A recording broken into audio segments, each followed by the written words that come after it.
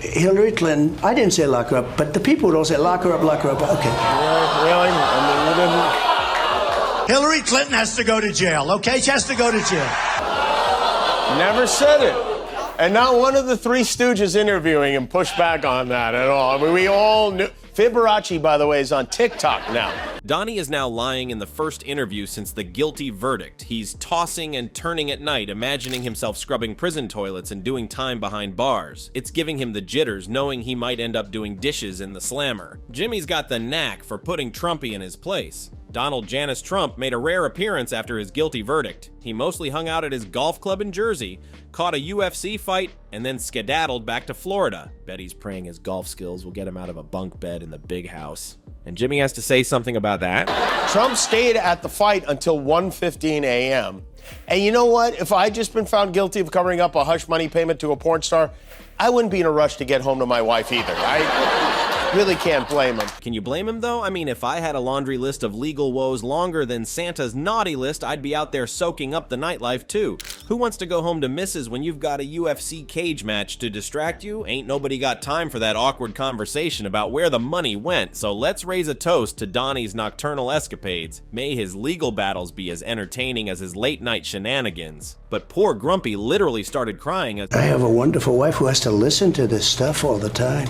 They do that for this reason. They do that. All these salacious names that they put in, they put this stuff in to create havoc. These are bad people. So Trumpy's playing the sympathy card, huh? Talk about a new low, even for him. He's out there shedding crocodile tears, all while his poor wife's probably rolling her eyes so hard they're about to pop out of her head. I have a wonderful wife, he says, like he's auditioning for a role in a cheesy rom-com. Yeah, right, Donnie, tell us another one. And did you catch that gem about salacious names? Classic diversion tactic, trying to deflect attention away from his own. But sorry, buddy, we see right through your smoke and mirrors. They do that for this reason. They do that. Oh, spare us the conspiracy theories, Donnie. You're starting to sound like a broken record, repeating the same old excuses. I know everything they do, and I know every move they make. Sure, Donnie, you're like some kind of omnipotent wizard who sees all and knows all. Give us a break! And then he drops the bombshell. It's tougher on my family than is in me. Really, Donnie? Tougher on your family than on you? Well, isn't that the punchline of the century? But hey, when you're living in a reality distortion field of your own making, I guess anything's possible. So let's give a round of applause for Trumpy's latest performance. May his delusions continue to entertain us all. But Jimmy destroys Trumpy and his love life in this one sentence. Yeah.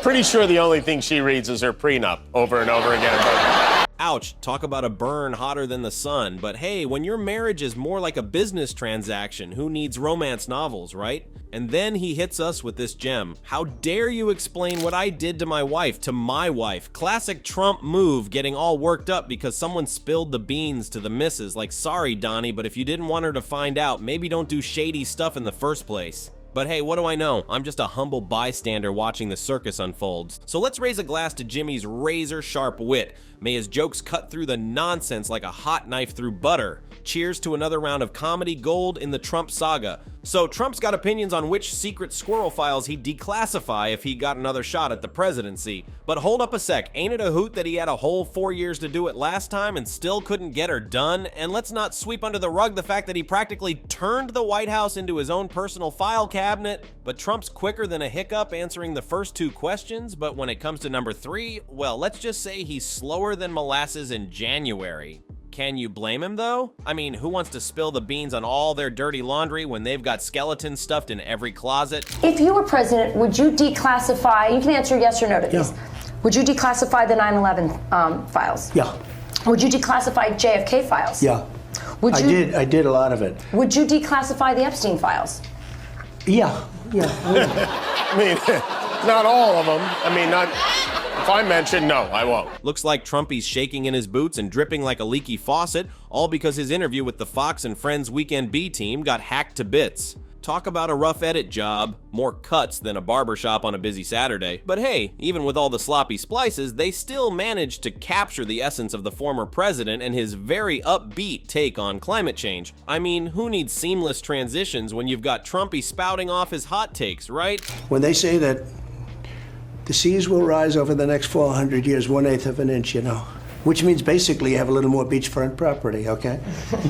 Yeah, no, that's totally wrong. Picture this. Trumpy's sitting there sweating bullets as the cameras roll. Every time he opens his mouth, it's like watching a magician pull a rabbit out of a hat. Except instead of bunnies, it's a string of nonsensical sound bites and those abrupt cuts. Well, let's just say they're about as smooth as sandpaper on a baby's bottom. But hey, who needs smooth editing when you've got Trumpy's trademark ramblings to keep things interesting? So there he is, blabbering on about climate change like it's no big deal, probably sweating through his shirt faster than a snow cone in July.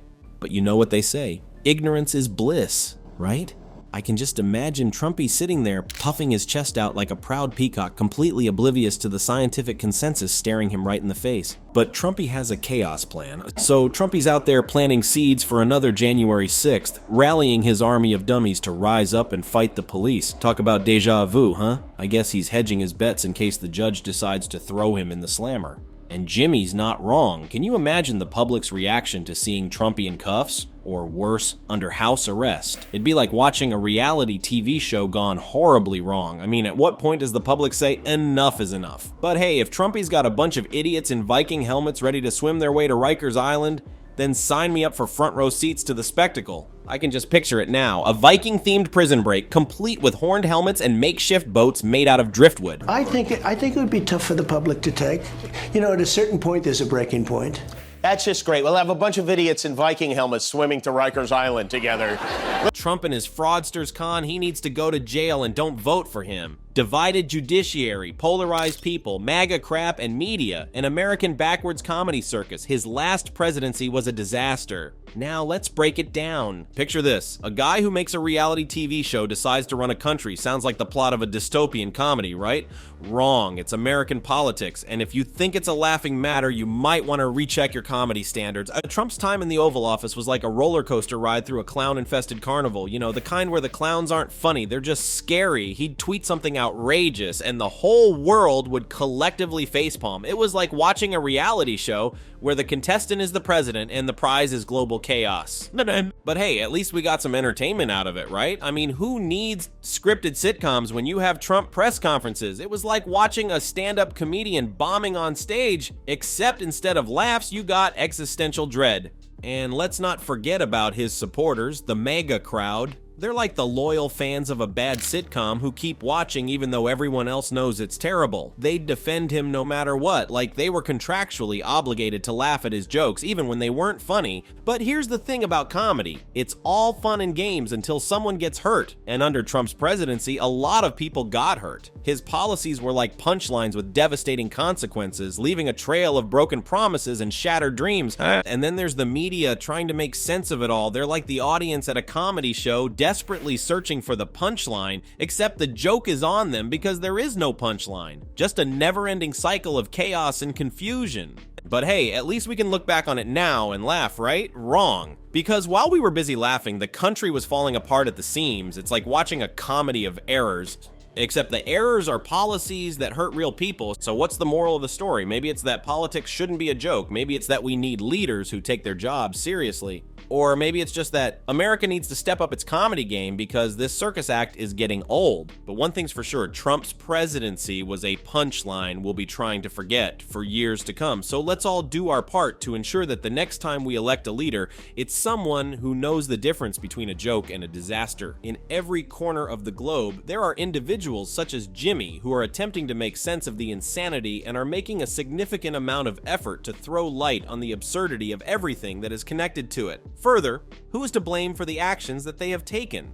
When you have a president like Trump, there is an almost unending supply of material so that you can choose from. One cannot deny the fact that the presidency of Donald Trump was a roaring inferno of enormous proportions. This is a reality without exception.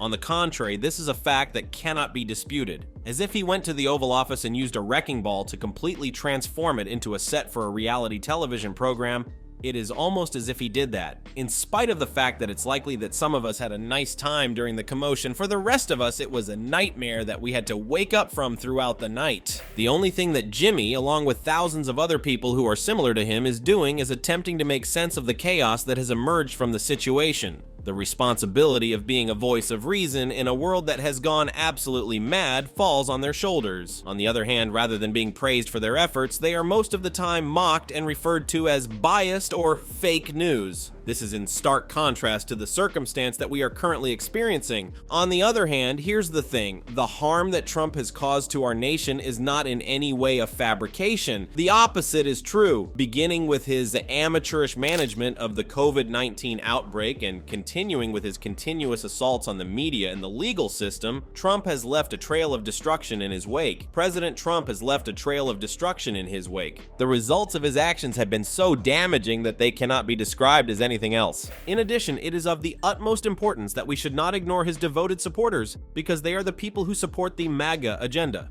The manner in which they conduct themselves is reminiscent of a cult. They blindly follow their leader, regardless of how silly his behavior may be regarded to be. It appears as though they are residing in a different universe, one in which the facts are not significant and reality is a matter of human perception. There is a strong possibility that they are residing in an other universe. However, despite the fact that Trump and his allies have left the White House, the damage that they have caused is still there throughout the world. Despite the fact that they have quit, this is still the case. Currently, tensions that are so deeply embedded that it may take several generations to reconcile the divisions that exist inside the nation are at an all-time high, which has resulted in the nation being more divided than it has ever been before. Taking this into consideration, the next time you come across someone like Jimmy who is speaking out against Trump and other individuals who are similar to him, you should not dismiss them as merely another talking head. In a world that has gone completely insane, it is essential to make the effort to pay attention to what they have to say, because they have the ability to be the voice of reason on the entire planet.